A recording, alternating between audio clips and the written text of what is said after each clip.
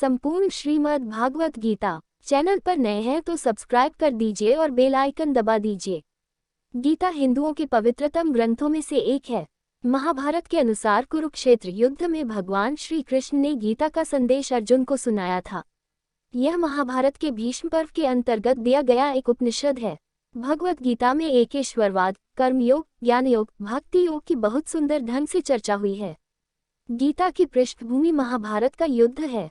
जिस प्रकार एक सामान्य मनुष्य अपने जीवन की समस्याओं में उलझकर किंकर्तव्य विमूढ़ हो जाता है और जीवन की समस्याओं से लड़ने की बजाय उससे भागने का मन बना लेता है, उसी प्रकार अर्जुन, जो महाभारत के महानायक थे, अपने सामने आने वाली समस्याओं से भयभीत होकर जीवन और क्षत्रिय धर्म से निराश हो गए थे। अर्जुन की तरह ही हम सभी कभी कभी अनिश्चय की स्थिति में या तो हताश हो जाते हैं और या फिर अपनी समस्याओं से विचलित होकर भाग खड़े होते हैं। श्रीमद् भगवत गीता महात्म्य। श्री गीता महात्म्य का अनुसंधान। गीता में श्री कृष्ण भगवान के नामों के अर्थ, अर्जुन के नामों के अर्थ। इसीलिए भगवान श्री कृष्ण ने जन सामान्य के लिए कर्तव्यनिष्ठ मार्ग को इंगित करने के लिए इस महाज्ञान को गीता के माध्यम से प्रस्तुत किया है। हम सभी 18 अध्याय आपके लिए संस्कृत श्लोकों की सरल हिंदी अनुवाद के साथ आपके लिए प्रकाशित कर रहे हैं, ताकि आप इसे आसानी से पढ़ सके। श्रीमद् भगवत गीता को एक बहुत ही पवित्र ग्रंथ माना जाता है। इसके अध्ययन से पूर्व हम ये भी जान सकते हैं कि इसके बारे में हमारे महापुरुषों के क्या विचार हैं, वो श्रीमद् भगवत गीता के बारे में क्या सोचते हैं। महापुरुषों के श्रीमद् भगवत गीता के विषय में जानने योग्य विचार। गीता में हृदय पार्थ, गीता में सारमुत्तमम, गीता में ज्ञानमत्युग्रम, गीता में ज्ञानमव्ययम, गीता में चोत्तम स्थान, गीता में परमन पदम, गीता में परमन गुह्यम, गीता में परमो गुरु। गीता मेरा हृदय है, गीता मेरा उत्तम सार है, गीता मेरा अति उग्र ज्ञान है, गीता मेरा अविनाशी ज्ञान है, गीता मेरा श्रेष्ठ निवास स्थान है, गीता मेरा परम पद है, गीता मेरा परम रहस्य है, गीता मेरा परम गुरु है। भगवान श्री कृष्ण। गीता सुगीता कर्तव्या किमन्ययि शास्त्र विस्तरः या स्वयं पद्मनाभस्य मुखपद माधविन्य श्रिता। जो अपने आप श्री विष्णु भगवान के मुखकमल से निकली हुई है, वह गीता अच्छी तरह कंठस्थ करना चाहिए। अन्य शास्त्रों के विस्तार से क्या लाभ। महर्षि व्यास। ज्ञेयम गीता नाम सहस्रम ध्येयम श्रीपतिरूपम जिस्रम नेयम सज्जन संगे चित्तम देयम दीनजनाय च वितम। गाने योग्य गीता तो श्री गीता का और श्री विष्णु सहस्रनाम का गान है। धरने योग्य तो श्री विष्णु भगवान का ध्यान है। चित्त तो सज्जनों के संग पिरोने योग्य है और वित्त तो दीन दुखियों को देने योग्य है। श्रीमद् आद्य शंकराचार्य। गीता में वेदों के तीनों कान स्पष्ट किए गए हैं, अतः वह मूर्तिमान वेद रूप है और उदारता में तो वह वेद से भी अधिक है। अगर कोई दूसरों को गीता ग्रंथ देता है तो जानो कि उसने लोगों के लिए मोक्ष सुख का सदाव्रत खोला है।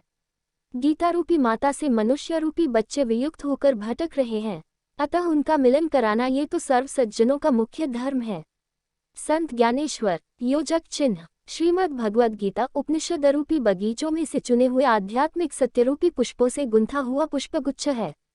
स्वामी विवेकानंद। इस अद्भुत ग्रंथ के 18 छोटे अध्यायों में इतना सारा सत्य, इतना सारा ज्ञान और इतने सारे उच्च, गंभीर और सात्विक विचार भरे हुए हैं कि वे मनुष्य को निम्न से निम्न दशा में से उठाकर देवता के स्थान पर बिठाने की शक्ति रखते हैं। वे पुरुष तथा स्त्रियां बहुत भाग्यशाली हैं जिनको इस संसार के अंधकार से भरे हुए संकरे मार्गों में प्रकाश देने वाला ये छोटा सा लेकिन अखूट तेल से भरा हुआ धर्म प्रदीप प्राप्त हुआ है।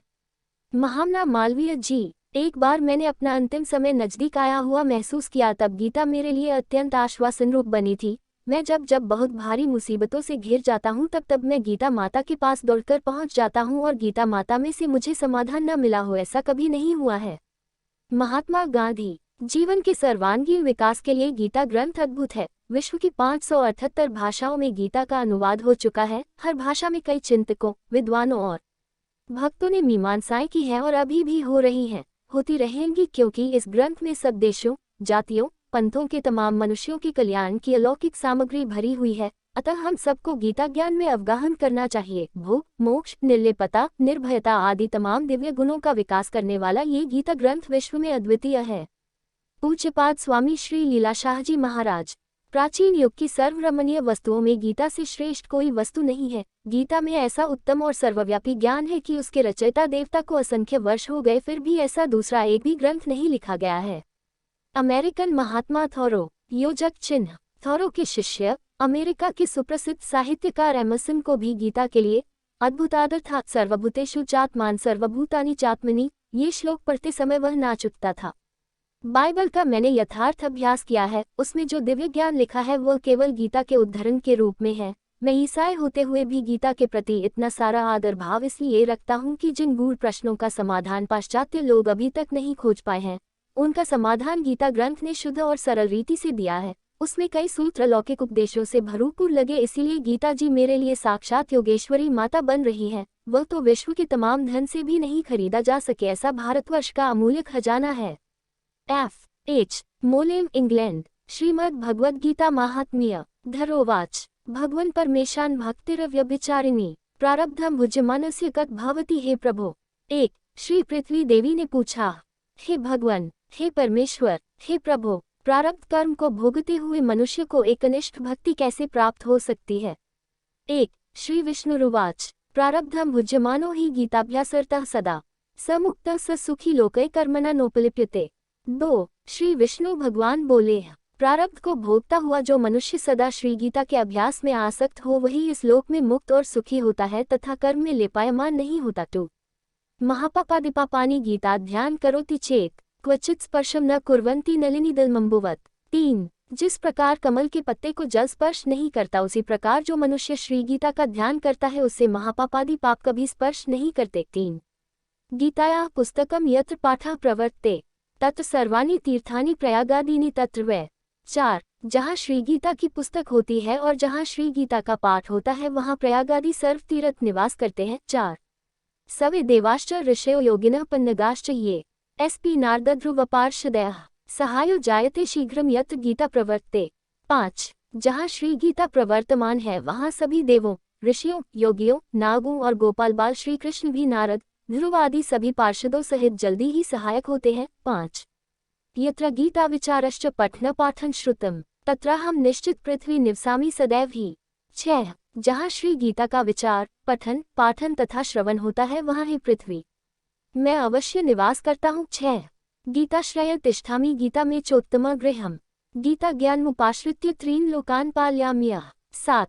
मैं श्री गीता के आश्रय में रहता हूँ। श्री गीता मेरा उत्तम घर है और श्री गीता के ज्ञान का आश्रय करके मैं तीनों लोकों का पालन करता हूँ। 7. गीता में परमा विद्या ब्रह्मरूपा न संशय अर्धमात्राक्षरा नित्या स्वनिर्वाच्य पदात्मिका। 8. श्री गीता अति अवर्णनीय पदों वाली, अविनाशी, अर्धमात्रा तथा अक्षर स्वरूप, नित्य, ब्रह्मरूपिणी और परम श्रेष्ठ मेरी विद्या है, इसमें संदेह नहीं है। 8. चिदानंदेन कृष्णेन प्रोक्ता स्वमुखतोर्जुनम वेदत्रयी परानंदा तत्वार्थ ज्ञान संयुता। 9. वह श्री गीता चिदानंद श्री कृष्ण ने अपने मुख से अर्जुन को कही हुई तथा तीनों वेद स्वरूप, परमानंद स्वरूप तथा तत्वरूप पदार्थ के ज्ञान से युक्त है। 9. योष्टाक्षिचपो नित्यम नरो निश्चल मानसः ज्ञान सिद्धि स लभते ततो याति परपदम। 10. जो मनुष्य स्थिर मन वाला होकर नित्य श्री गीता के 18 अध्यायों का जब पाठ करता है वह ज्ञानस्थ सिद्धि को प्राप्त होता है और फिर परम पद को पाता है। 10. पाठिस्मर्थ संपूर्णे ततोर्धम पाठमाचरेत तदा गोदांजम पुण्यम लभते नात्र संशयः। 11. संपूर्ण पाठ करने में असमर्थ हो तो आधा पाठ करे तो भी गाय के दान से होने वाले पुण्य को प्राप्त करता है, इसमें संदेह नहीं। 11. त्रिभाग पठमानस्तु गंगास्नान फलम लभेत षडंशम जपमानस्तु सोम्याग फलम लभेत। 12. तीसरे भाग का पाठ करे तो गंगा स्नान का फल प्राप्त करता है और छठवें भाग का पाठ करे तो सोम्याग का फल पाता है। 12. एकाध्यायम तु यो नित्यम पठते भक्ति संयुतः रुद्रलोकम वाप्नोति गणो भूत्वा वसेच्चिरम। 13. जो मनुष्य भक्तियुक्त होकर नित्य एक अध्याय का भी पाठ करता है वह रुद्रलोक को प्राप्त होता है और वहां शिवजी का गण बनकर चिरकाल तक निवास करता है। 13. अध्याय श्लोकपादम व नित्यम यह पठते नरः स याति नरता यावन मनविंतर वसुंधरे। 14. हे पृथ्वी, जो मनुष्य नित्य एक अध्याय, एक श्लोक अथवा श्लोक के एक चरण का पाठ करता है वह मनविंतर तक मनुष्यता को प्राप्त करता है। 14. गीताया श्लोकादशकम सप्तपंचचतुष्टयम द्वौ त्रीनेकम तदर्थम वा श्लोकाना यह पठेन्नरः। 15. चंद्रलोकम वाप्नोति वर्षानाम युत ध्रुवम गीता पाठ समायुक्तो मृतो मानुषता व्रजेत। 16. जो मनुष्य गीता के 10, 7, 5, 4, 3, 2, 1 या आधे श्लोक का पाठ करता है वह अवश्य 10,000 वर्ष तक चंद्रलोक को प्राप्त होता है। गीता के पाठ में लगे हुए मनुष्य की अगर मृत्यु होती है तो वह पशु आदि की अधम योनियों में न जाकर पुनः मनुष्य जन्म पाता है। 15, 16. गीताभ्यासं पुनः कृत्वा लभते मुक्तिमुत्तमाम्। गीतित्युच्चार संयुक्तो म्रियमाणो गत लभेत। 17 और वहाँ गीता का पुनः अभ्यास करके उत्तम मुक्ति को पाता है। गीता ऐसे उच्चार के साथ जो मरता है वह सद्गति को पाता है। गीतार्थ श्रवणासक्तो महापापयुक्ति वा वैकुंठं समवाप्नोति विष्णुना सहमोत्ते। 18 गीता का अर्थ तत्पर सुनने में तत्पर बना हुआ मनुष्य महापापी हो तो भी वह वैकुंठ को प्राप्त होता है और विष्णु के साथ आनंद करता है। 18 गीतार्थ ध्यायते नित्यं कृत्वा कर्माणि भूरिशः जीवन मुक्ता स विज्ञेयो देहांते परमं पदम। 19 अनेक कर्म करके नित्य श्री गीता के अर्थ का जो विचार करता है उसे जीवन मुक्त जानो, मृत्यु के बाद वह परम पद को पाता है। 19 गीतामाश्रित्य बहवो भूभुजो जनकादयः निर्धूत कलुषा लोकये गीता याताः परपदम्। 20 गीता का आश्रय करके जनक आदि कई राजा पाप रहित होकर लोक में यशस्वी बने हैं और परम पद को प्राप्त हुए हैं। 20 गीतायाः पठनं कृत्वा माहात्म्यं नैव यः पठेत् वृथा पाठो भवेतस्य श्रमव्युदाहृतः। 21 श्री गीता का पाठ करके जो महात्म्य का पाठ नहीं करता है उसका पाठ निष्फल होता है और ऐसे पाठ को श्रमरूप कहा है। 21 एतन्माहात्म्यस्य युक्तं गीताभ्यासं करोति यः स तत्फलं वाप्नोति दुर्लभा गतिमाप्नुयात्। 22 इस महात्म्य सहित श्री गीता का जो अभ्यास करता है वह उसका फल पाता है और दुर्लभ गति को प्राप्त होता है। 22 सूत उवाच माहात्म्यमेतद् गीताया मया प्रोक्तं सनातनम् गीतान्ते पठेद्यस्तु यदुक्तं तत्फलं लभेत। 23 सूत जी बोले, गीता का ये सनातन महात्म्य मैंने कहा, गीता पाठ के अंत में जो इसका पाठ करता है वह उपर्युक्त फल प्राप्त करता है। 23 इति श्रीवराह पुराणे श्रीमद् गीता महात्म्यम संपूर्णम। इति श्रीवराह पुराण में श्रीमद् गीता महात्म्य संपूर्ण। ओम।